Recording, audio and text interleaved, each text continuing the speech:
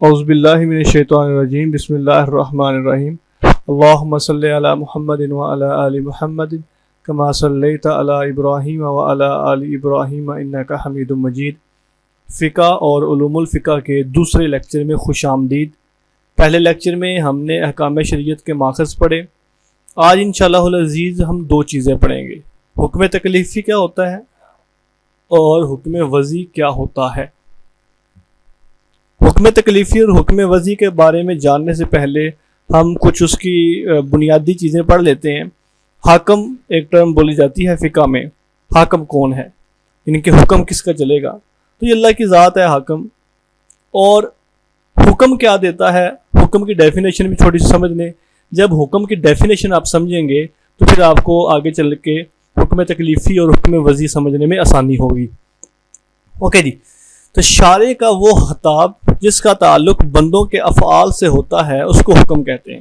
ویسے تو انڈرسٹوڈ سی بات ہے، اللہ کسی بندے کو آرڈر کرنا، حکم دینا، تو فقہ میں اس کی ڈیفینیشن تھوڑی یہ ہے کہ شریعت یعنی کہ شارع سے مراد شریعت بنانے والا، اور وہ کون ہے؟ اللہ کی ذات ہے۔ تو شارع کا وہ خطاب ہے، وہ کلام ہے جس کا تعلق کس کے ساتھ ہے؟ بندوں کے ساتھ ہے، اور بندوں کے افعال کے ساتھ ہے۔ اب جو بھی حکم ملے گا وہ دو طرح کا حکم ہوگا۔ پہلے نمبر پہ یا تو حکم تکلیفی ہوگا، یہ MCQ آتا ہے۔ حکم کے کتنی اقسام ہیں؟ حکم تکلیفی اور دوسری حکم وضعی۔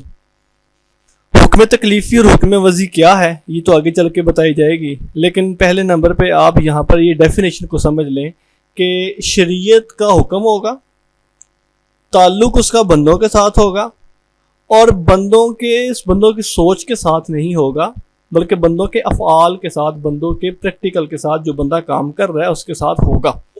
اوکے جی، حکم تکلیفی۔ اب آگے حکم تکلیفی دیکھ رہے ہیں جی، پہلی ڈیفینیشن کیا ہے آج، کیونکہ ہم نے شروع ہیڈنگ جو ہے حکم تکلیفی کی ہی ہے۔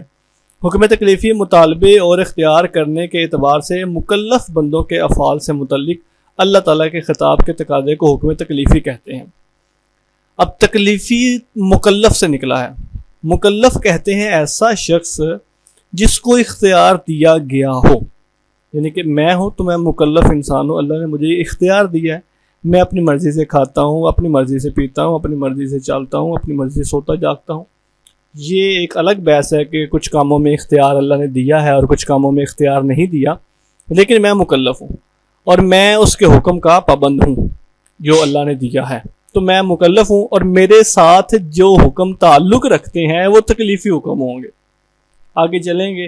اب ہوتا کیا ہے حکم تکلیفی میں؟ یا تو کچھ کام کرنے کا کہا جائے گا یا کسی کام سے منع کیا جائے گا، یہ دو چیزیں۔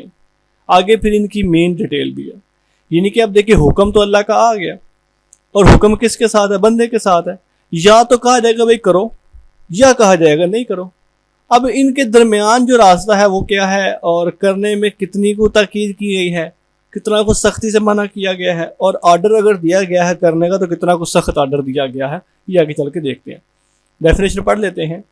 حکم تکلیفی کہتے ہیں کہ مکلف شخص اس کام کے کرنے یا اس سے رکنے یا کرنے اور نہ کرنے میں اختیار دینے پر عمل درآمد کے مطالبے کو، یعنی مکلف کو کسی کام کے انجام دینے یا اس سے رکنے یا اس میں اختیار دینے کا جو حکم ہوتا ہے وہ اس کے فعل سے تعلق رکھنے کی وجہ سے تکلیفی کہلاتا ہے۔ یعنی کہ مکلف، یعنی کہ آپ ڈیفینیشن اس طرح سمجھے کہ جو کام کرنے کا کہا جائے گا یا جس کام سے روکا جائے گا اس کا تعلق بندے کے کام کے ساتھ ہی ہوگا۔ ایسا نہیں ہوگا کہ سوچ سے منع کر دیا جائے، ایسا نہیں ہوگا کہ خیال سے ہی منع کر دیا جائے، وہ آگے آئے گا کہ اس کی ڈیفینیشن کیا ہوتی ہے اور اس کو کیا کہتے ہیں۔ اس فعل میں ایک مطالبہ ہوتا ہے کام کرنے کا یا نہ کرنے کا یا اختیار دینے کا۔ اب آتے ہیں جی اس کو اب ذرا ڈیٹیل سے سمجھیں۔ ڈیفینیشن تو آپ نے تھوڑی سی سمجھ لی ہے، لیکن ڈیفینیشن تب تک صحیح کلیئر نہیں ہوگی جب تک اس کی ایگزامپلز نہیں دیکھی جائیں گی، جب تک اس کو تفصیل سے دیکھا نہیں جائے گا۔ جمہور علماء کے نزدیک حکم تکلیفی کی 5 قسمیں ہیں، یہ MCQ آتا ہے۔ علماء احناف کے نزدیک 7 قسمیں۔ اب دیکھیں 5 عام طور پر قسمیں کون سی ہیں اور احناف اس کو کس طرح کیٹیگرائز کرتے ہیں، یہ ذرا دیکھتے ہیں۔ پہلے ہم دیکھتے ہیں حکم تکلیفی کی جمہور علماء کے نزدیک اقسام۔ فرض ہے پہلی قسم ہے، اس کے بعد واجب ہے دوسری قسم، تیسرے نمبر پر مندوب ہے، چوتھے نمبر پر حرام ہے، اور حرام کے بعد ہے مکروہ۔ یہ ڈیفینیشن تو آپ نے پہلے بھی کہیں نہ کہیں نام سنے ہوں گے، یہ چیز فرض ہے، یہ چیز واجب ہے، یہ حرام ہے، یہ مکروہ ہے۔ ایک ان کے درمیان چلو ایک نئی آ گئی، ایکسٹرا چیز آ گئی، وہ ہے مندوب ہے۔ احناف کے نزدیک حکم تکلیفی کی 7 قسمیں، وہ 5 کی بجائے 7 کرتے ہیں۔ وہ فرض الگ کر لیا، یہاں پر فرض اور فرض سیم آ گیا ان کا، واجب اور واجب بھی سیم آ گیا، مندوب بھی سیم آ گیا۔ حرام کو ایک حرام کر لیا، ایک مکروہ تحریمی کر لیا، یعنی کہ آپ کہہ لیں کہ یہاں تک 5 سیم ہے، فرض، واجب، مندوب، حرام، مکروہ۔ لیکن مکروہ کو آگے 2 حصوں میں کیٹیگری کر لی، مکروہ تحریمی علیحدہ ہو گیا، مکروہ تنزیہی علیحدہ ہو گیا، اور مباح جو ہے وہ علیحدہ ہو گیا۔ یہ کیا ہے، ان کا کیا فرق ہے، اور یہ فرق کیوں ہے، یہ انشاءاللہ العزیز آج کے لیکچر میں ہم دیکھیں گے۔ 1 بائی 1 کرتے ہیں جی۔ پہلے سب سے دیکھتے ہیں فرض کیا ہے۔ فرض ڈیفینیٹلی ہمیں سمجھ آ رہا ہے کہ وہ چیز جس کو کرنے کا لازمی طور پر حکم دیا گیا ہو، یہ MCQ ہے۔ شارع نے جس چیز کے کرنے کو لازمی قرار دیا ہے، جو چیز کام کرنے کا جس کا کہا گیا ہے وہ لازمی ہے، وہ ضروری ہے، وہ فرض ہے۔ اچھا، اب احناف کیا کرتے ہیں؟ احناف کے نزدیک یہ فرض اور واجب 2 علیحدہ علیحدہ ہے۔ احناف کے نزدیک اگر تو دلیل قطعی ہو تو وہ فرض ہوگا، اور اگر دلیل ظنی ہو تو وہ احناف کے نزدیک واجب ہوگا۔ یہ تھوڑا سا فرق ہے۔ ظنی اور قطعی میں کیا فرق ہے، اس کو بھی ذرا سمجھیے۔ بڑی میں کوشش کروں گا کہ یہ فقہ کا جو مشکل ترین ٹاپک ہے، آسان سے آسان ورڈنگ میں آپ کو سمجھا سکوں۔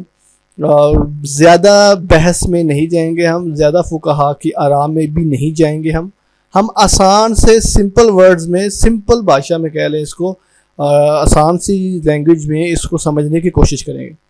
ایک ہے دلیل قطعی، ایک ہے دلیل ظنی۔ دلیل قطعی آپ سمجھ لیجئے قرآن مجید ہے، اور دلیل ظنی جو ہے وہ حدیث ہے۔ حدیث کو ظنی کہا جاتا ہے، گمان۔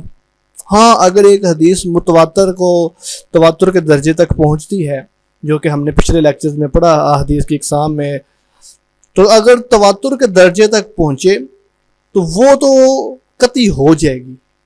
لیکن جو خبر احاد ہے، اگر آپ دیکھیں مستفیض، مشہور، عزیز، غریب، یہ ساری خبر احاد میں آئیں گی تو وہ دلیل ظنی ہو جائے گی۔ تو اگر شریعت نے حکم دیا ہے، اور اگر وہ قرآن، آپ اس کو اس طرح سمجھ لیجیے، اگر شریعت نے کسی کام کے کرنے کا حکم دیا اور وہ قرآن مجید میں ہے تو وہ فرض ہے، اور اگر شریعت نے حکم دیا ہے لیکن قرآن مجید میں اس کا ذکر نہیں ہے تو وہ واجب ہے۔ سمپل اس کی ایگزامپل سمجھیے، وطر۔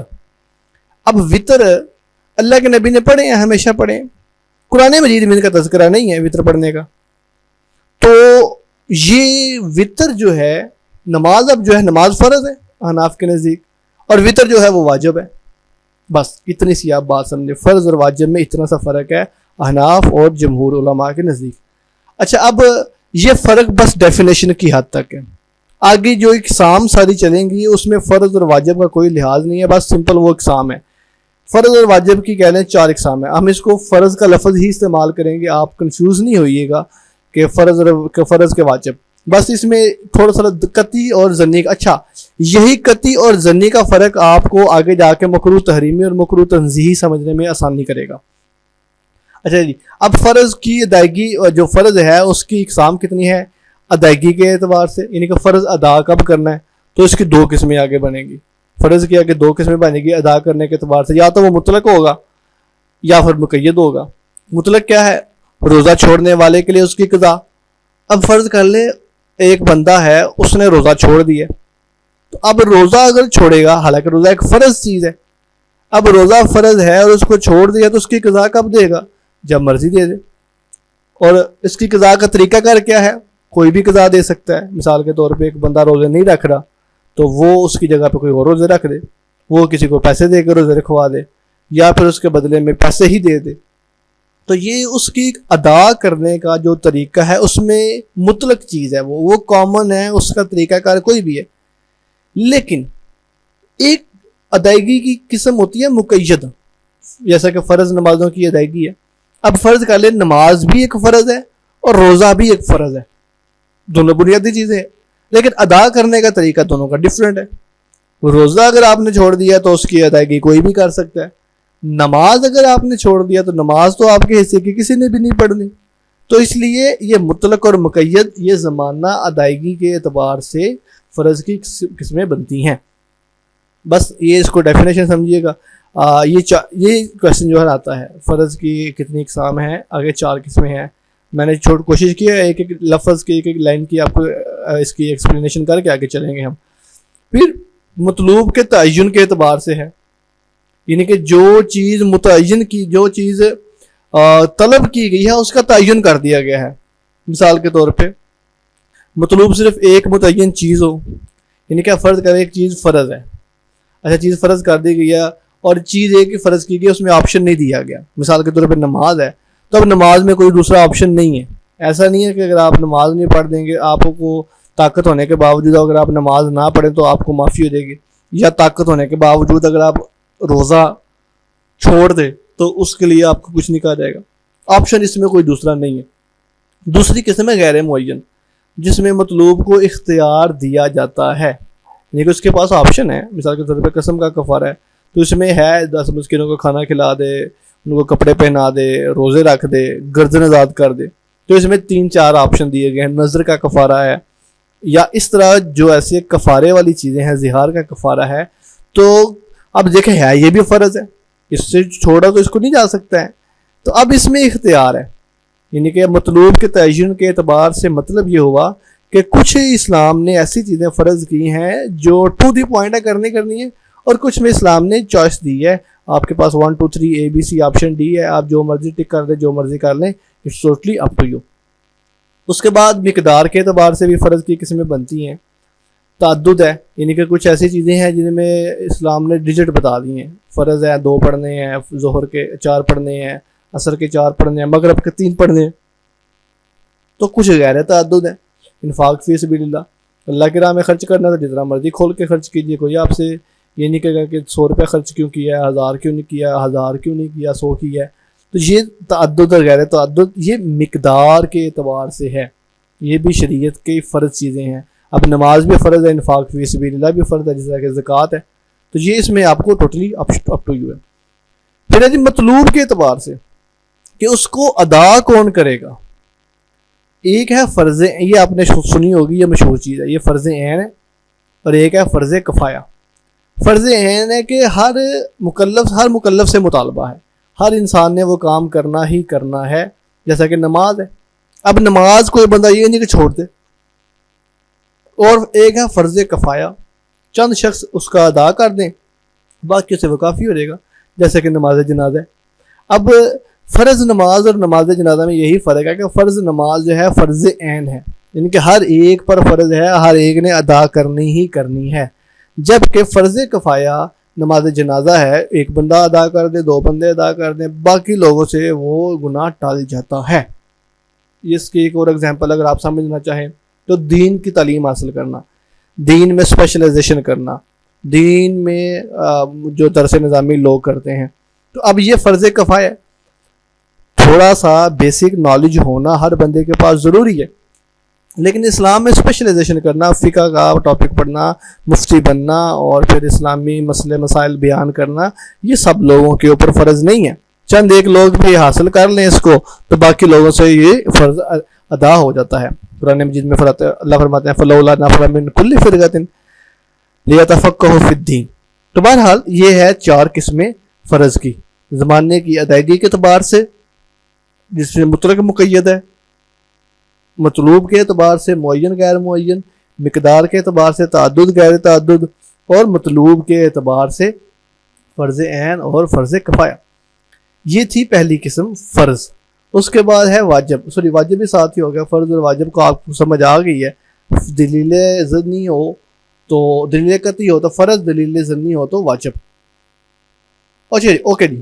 اس کے بعد ہے جی مندوب۔ ڈیفینیشن اس کا مطلب ہے اچھا نیک کام، رضا کرنا طور پر مطالبہ کرے، یعنی کہ اسلام کہے کہ یہ کام کر لو لیکن لازمی نہیں ہے۔ اسلام کسی کام کے بارے میں یہ کہے کہ ایک کام یہ ہے، یہ کام اچھا ہے، کر لو، اور اگر کر لو گے تو ثواب ملے گا، لیکن اگر نہیں کرو گے تو گناہ نہیں ہوتا۔ یہ تھوڑا سا فرق ہے مندوب میں۔ فرض اور واجب اور مندوب، ان میں فرق یہی کہ فرض اور واجب وہ ضروری کرنا ہی کرنا ہے، اگر آپ چھوڑ دیں گے تو آپ کو گناہ ہوگا، جیسے نماز چھوڑ دیں گے، روزہ چھوڑ دیں گے، زکوٰۃ ادا نہیں کریں گے وغیرہ وغیرہ۔ مندوب یہ ہے کہ شریعت یہ کہتی ہے، شارع یہ کہتا ہے کہ کام کر لو ثواب ہوگا، اگر کر لیا تو ثواب ہے، اور اگر چھوڑ دیا تو گناہ نہیں ہوگا۔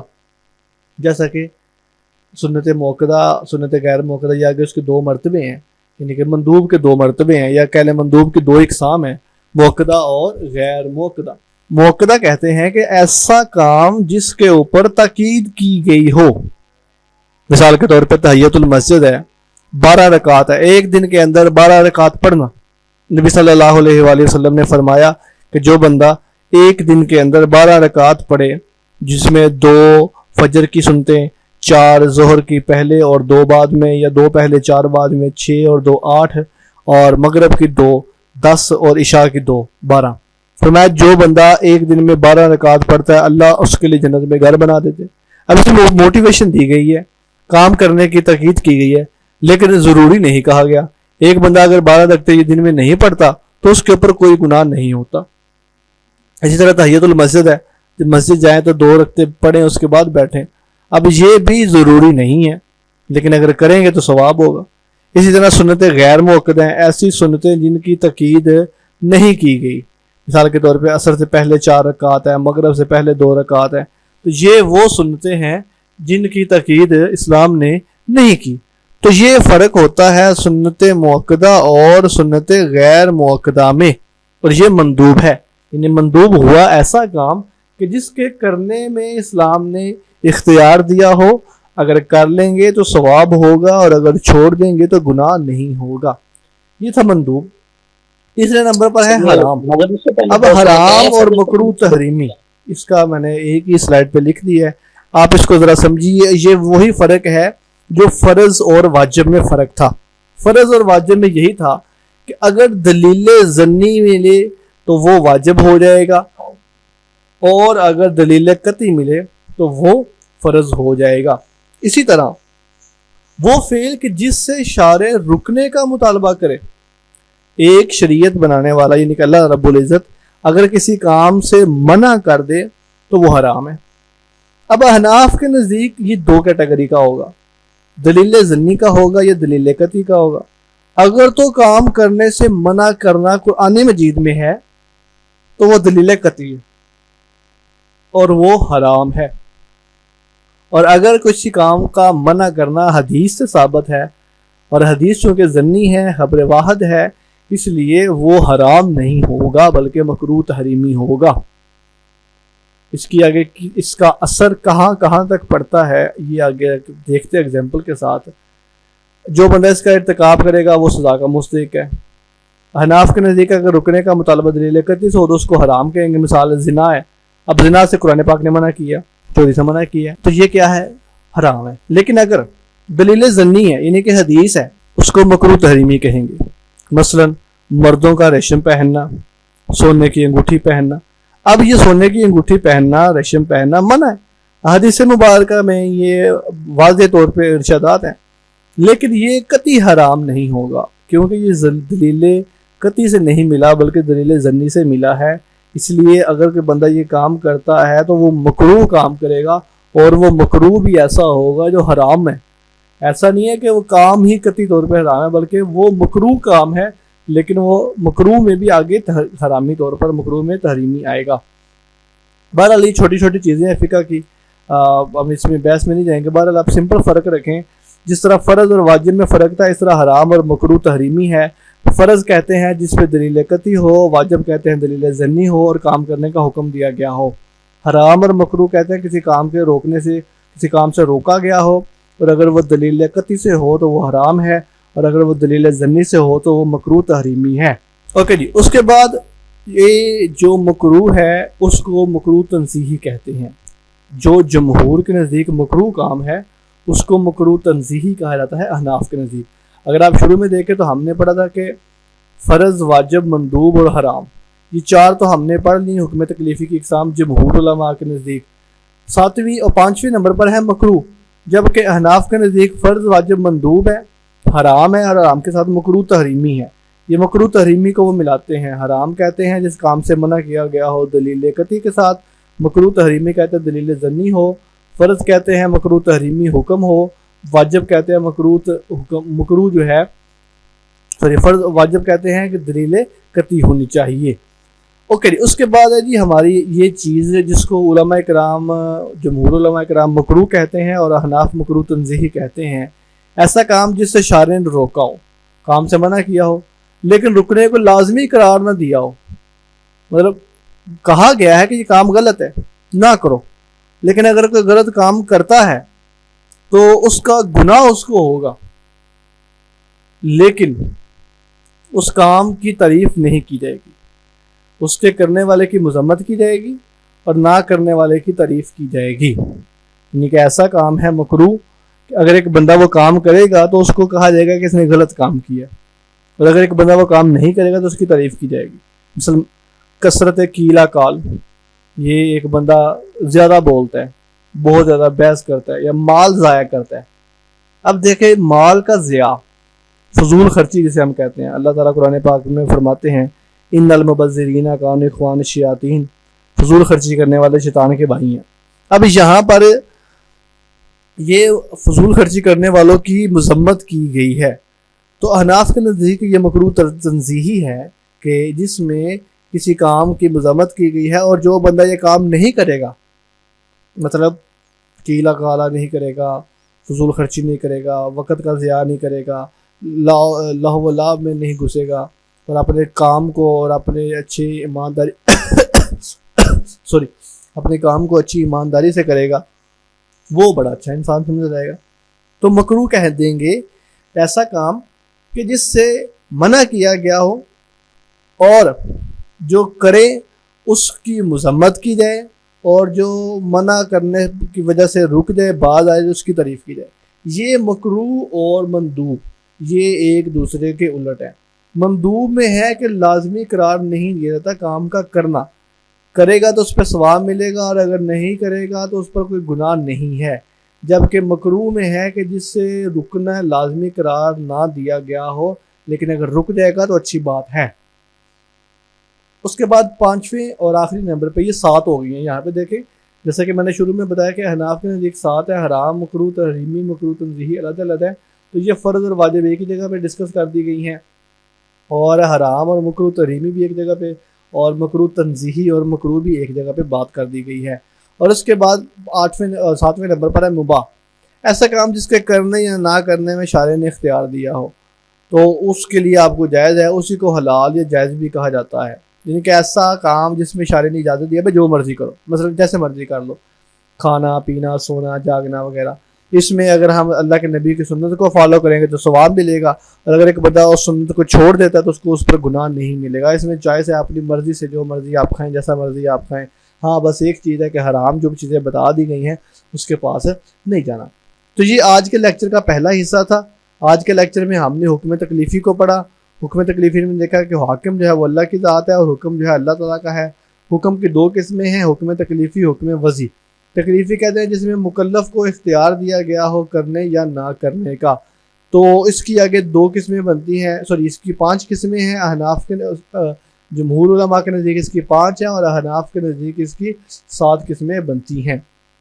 اب یہ جو 7 قسمیں ہیں آگے ان کو 1 بائی 1 کر کے ڈیٹیل سے بیان کر دیا گیا۔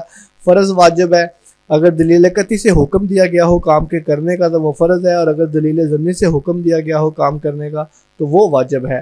اس کی آگے 4 قسمیں ہیں، زمانہ ادائیگی کے اعتبار سے، اور مطلوب کے تعین کے اعتبار سے، مقدار کے اعتبار سے، اور مطلوب کے اعتبار سے۔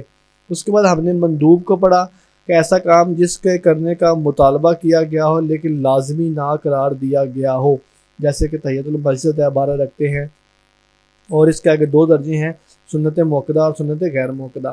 اس کے بعد ہم نے حرام پڑھا، ایسا کام جس کو شرعی طور پر رکنے کا جس سے مطالبہ کیا گیا ہو، اور اگر وہ دلیل قطعی ہو تو وہ حرام ہوگا، اور اگر وہ دلیل ظنی ہو تو اس کو مکروہ تحریمی کہیں گے، یہ احناف کے نزدیک ہے۔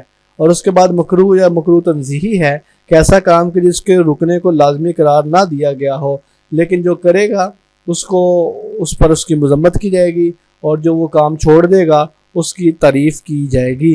اور لاسٹ پہ 7واں اور آخری پوائنٹ ہے مباح، کہ جس کے کرنے یا نہ کرنے پر شارع نے اختیار دیا ہو، لیکن اس میں جو حلال ہے اس کو حلال سمجھا جائے، جو حرام ہے اس کو حرام سمجھا جائے، اور جو مشتبہات ہے ان سے پرہیز کی جائے، یہ زیادہ بہتر ہوتا ہے۔ اوکے جی، تو یہ تھی ہماری حکم تکلیفی کی۔ آگے مزید تفصیلات جس کو ہم نے 1 بائی 1 کر کے دیکھا، فرض، واجب، مندوب، حرام، اور حرام کے بعد ہے جی مکروہ تحریمی، مکروہ تنزیہی اور مباح۔ اس کے بعد ہے جی حکم وضعی۔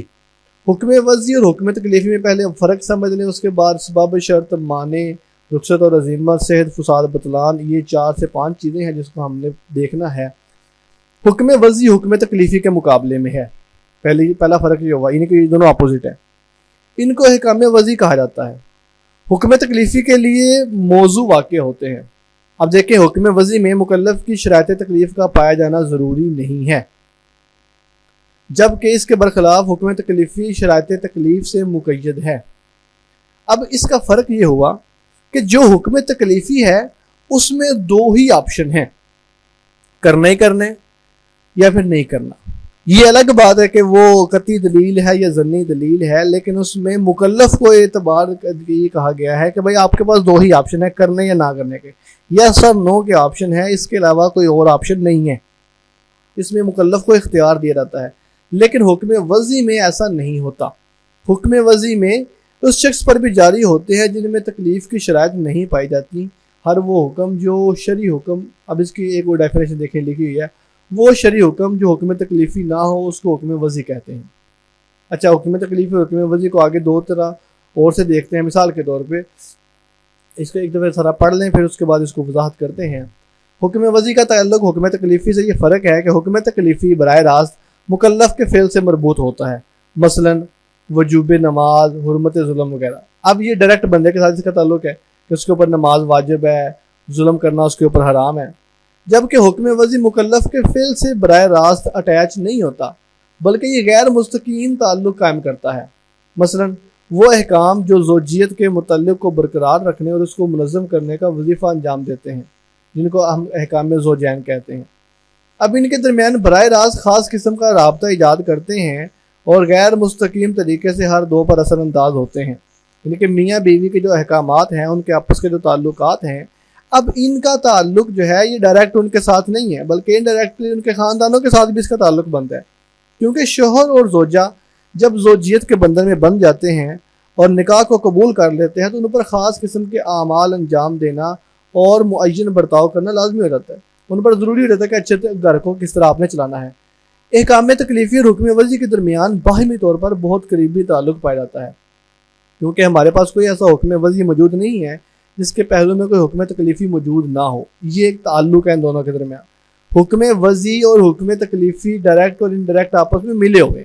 اب دیکھیں میاں بیوی کے تعلق کو دیکھ لیں تو میاں بیوی کے تعلقات میں فرض کر سب سے اہم جو چیز ہے وسیلہ رحمی ہے، اچھا سلوک کرنا ہے، اور اب اس اچھے سلوک کو اسلام پروموٹ کرتا ہے، حسن اخلاق کو پروموٹ کرتا ہے۔ یہ دونوں آپس میں بندھے ہوئے ہیں۔ مثلا یہ آگے اگزامپل لکھی ہوئی ہے، زوجیت حکم شرعی وضعی ہے، لیکن اس کے پہلو میں متعدد احکام تکلیفی موجود ہیں۔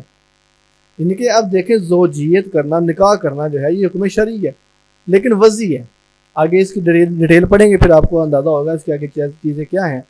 اور لیکن اس ایک حکم کے اندر حکم تکلیفی بھی موجود ہے، جیسے شوہر پر نان و نفقے کا واجب ہونا، زوجہ کا ساتھ جنسی تعلق اور اس کے ساتھ باقی دوسرے معاملات، یہ آگے ساری چیزیں ہیں یہ حکم وضعی کے ساتھ۔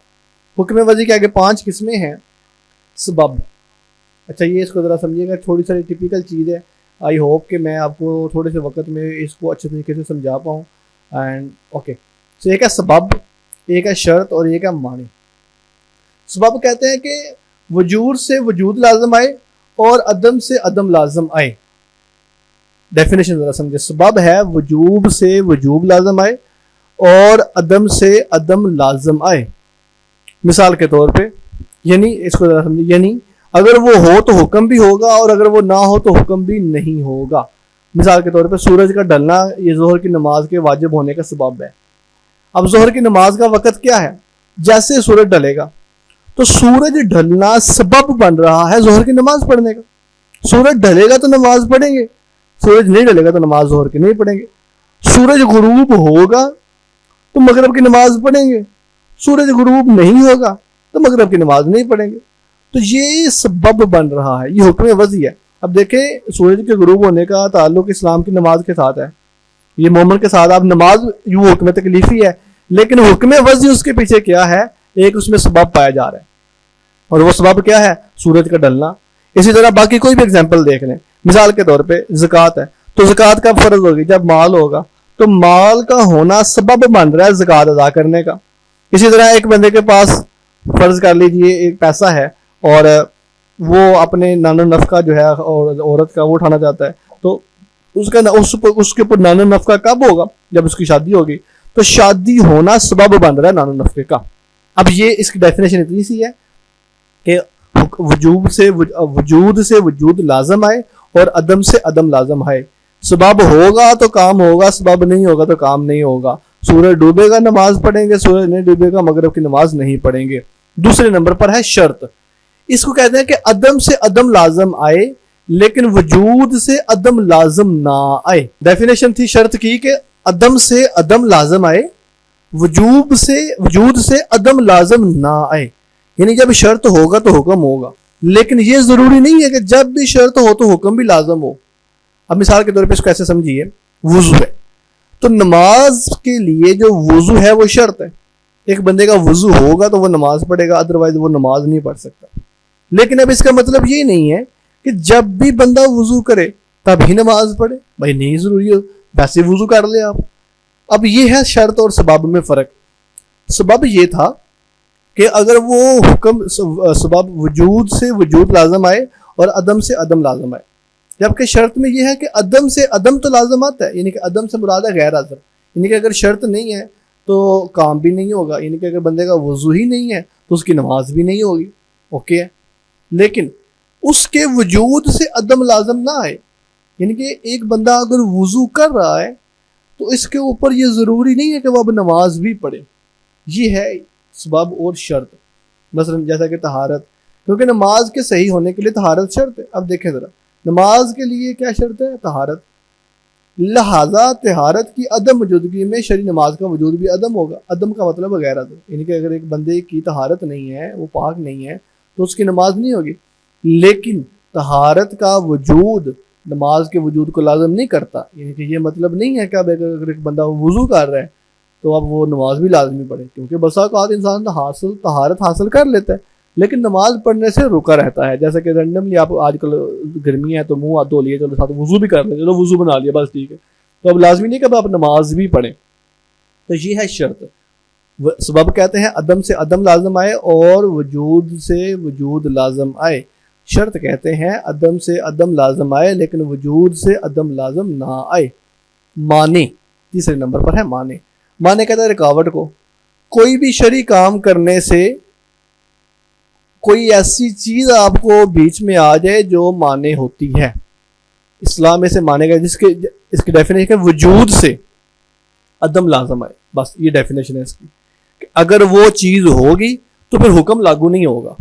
مثال کے طور پہ حیض ہے, مینسز ہے, ڈیٹ ہے, تو اب یہ ڈیٹ معنی ہے نماز سے. ڈیٹ نہیں ہوگی تو نماز ہو جائے گی. اب یہ جب آ جائے گی تو یہ معنی آ جائے گی, یہ حکم کو سائڈ پہ کر دے گی. یعنی کہ ایک شرعی حکم کو اگر سائڈ پہ کرنا ہے تو کوئی ریزن ہوگی, سالڈ ریزن, جو اس کی وجہ سے روکے گی. تو وہ ریزن کیا ہے, وہ ہے آپ کہہ لیں کہ کوئی بھی حیض ہے تو یہ معنی ہے. اسی طرح فرض کر لیں ایک بندے نے قتل کر دیا, بیٹے نے باپ کو قتل کر دیا کہ وراثت مل جائے, تو اب قتل کرنا یہ معنی آ گیا اس کے اندر. اسی طرح اور بھی بہت زیادہ ایگزامپل ہے. ایک بندے کے پاس پیسہ ہی نہیں ہے تو وہ زکوٰۃ کیسے ادا کرے, تو جو غربت ہے وہ معنی ہے اس کو. ایک بندے کے پاس پیسہ نہیں ہے عمرے پہ جانے کے لیے تو وہ غربت اس پہ معنی ہے حج کو روکنے کے لیے. اسی طرح یہ ساری چیزیں آگے بہت دور تک جاتی ہیں. اب فرض کر لیجئے سبب, شرط اور معنی میں فرق کو واضح دیکھنے کے لیے زکوٰۃ کے مال کی طرف دیکھیے. ایک ایگزامپل دیکھیے. فرض کر لیں اگر مال نصاب زکوٰۃ تک پہنچ جائے تو یہ زکوٰۃ کے فرض ہونے کے لیے سبب ہوگا.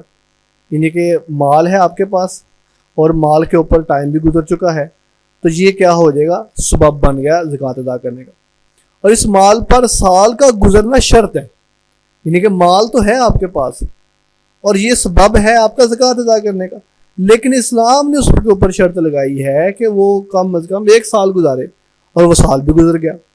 اور اگر قرضہ موجود ہو تو یہ مانیہ ہو جائے گا، یعنی کہ اگر ایک بندے کے اوپر قرضہ ہے تو اسلام کہتا ہے کہ پہلے قرض ادا کرو بعد میں زکوٰۃ ادا کرنا، تو یہ قرض کیا ہو جائے گا، یہ اس پر مانیہ ہو جائے گا۔